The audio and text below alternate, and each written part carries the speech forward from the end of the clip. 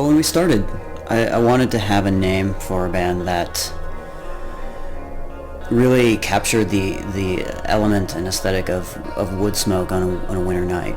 That smell and just that feeling.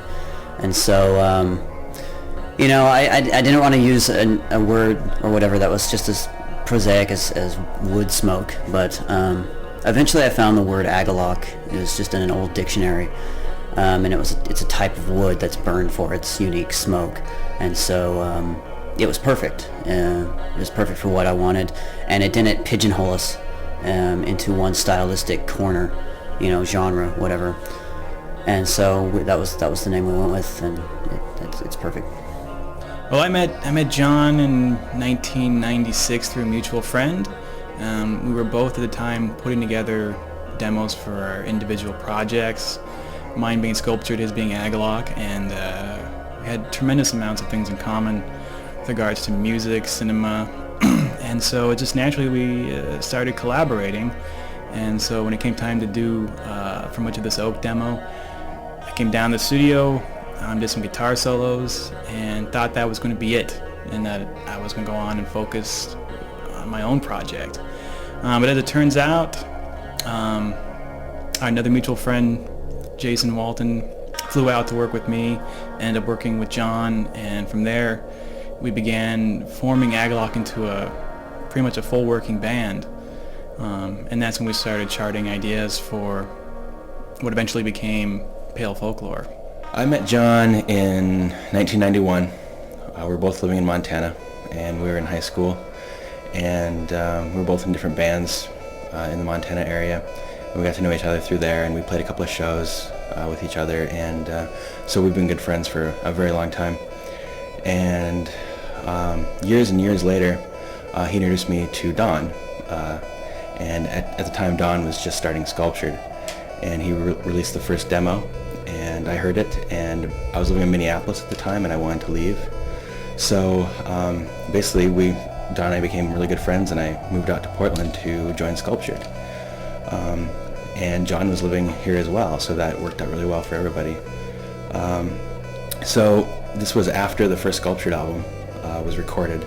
So Don and I were working on Sculptured, and John was working on Agalloch, and it was after the first Agalloch demo as well. And just because we're all good friends and we all had the same taste in music, we started to work on Pale Folklore together. The attitude of the band since the beginning has always been a very take it or leave it kind of attitude. We've never really wanted to ever give in to any sort of hype or what care what the scene is doing at the time. We just do what we do. We enjoy what we do, and we just kind of put it out there, and it's like, take it or leave it, love it or hate it. But we're not going to take it any further than that in terms of promoting ourselves or anything, because I've never been interested in that. And I've never really been interested in the whole concept of following a linear path to success or whatever. I've always just been more interested in cultivating and maintaining a strong cult following, and that's the most important thing to me and to us. And if success or whatever comes from that, then that it's just going to naturally happen, or it won't. So that's the attitude that we've always had, and the attitude that we still have and will always have until the end. I mean, Pale Folklore is still an album that I feel a great deal of pride for, and I still listen to it regularly. And I feel like at that time we achieved what we wanted to achieve. We had very specific, I think, direction with this album. We had our points of departures being Fields of the Nephilim, some of the older Catatonia, and of course the early Ulver work. We kind of wanted to combine those three and bring the sort of Fields of the Nephilim mood to sort of black metal.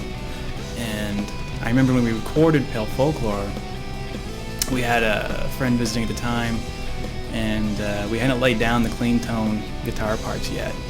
And when we did, a friend remarked he didn't like them at all. And so we knew we were doing something hopefully original at that time. And and I think we started kind of maybe a new sound with that, sort of mixing that clean tone guitar going over sort of heavy black metal guitars. And I find that to be pretty much a key identity peg for Agalloch. Pale Folklore was a really interesting experience for all of us, I think, because it was our first exploration into Agalloch as a full band, and it was a journey of discovery for us, and it was basically us getting together and creating an album that we all wanted to hear. It had a lot of different influences, from Ulver to Catatonia to Fields of the Nephilim, bands that we all appreciated, and it's a record I still look back on today, and I feel like we made a really solid record that still stands up.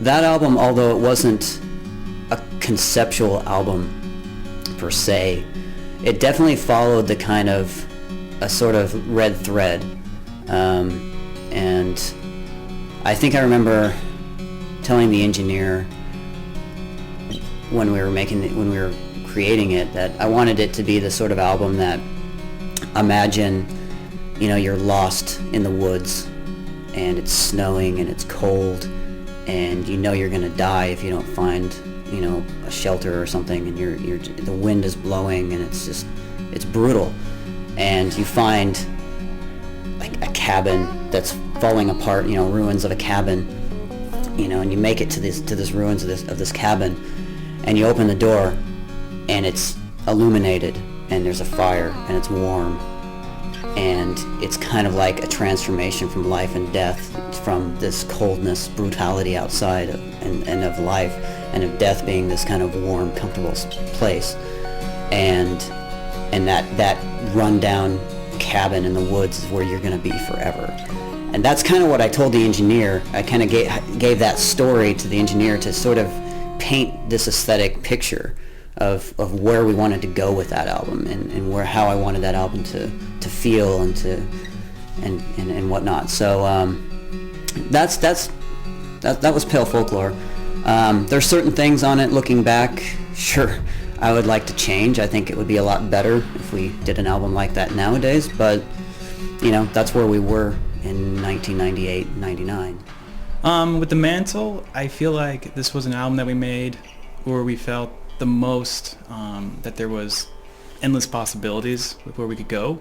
After having done Pale Folklore and made that sort of more black metal statement, both John and I were spending a lot of time in Portland discovering new music together, and we went and saw Godspeed You Black Emperor live, and it was very inspirational. We felt like what was going on with that sort of so-called post-rock scene, those sort of groups, could really easily translate into black metal. And we were also listening to a lot of like Nick Cave and the Bad Seeds, and we really wanted to bring that, and also the neo-folk stuff we were into with Current 93 and Soul Invictus, and we thought maybe we could make an album where we are able to synthesize all of these different styles that we see as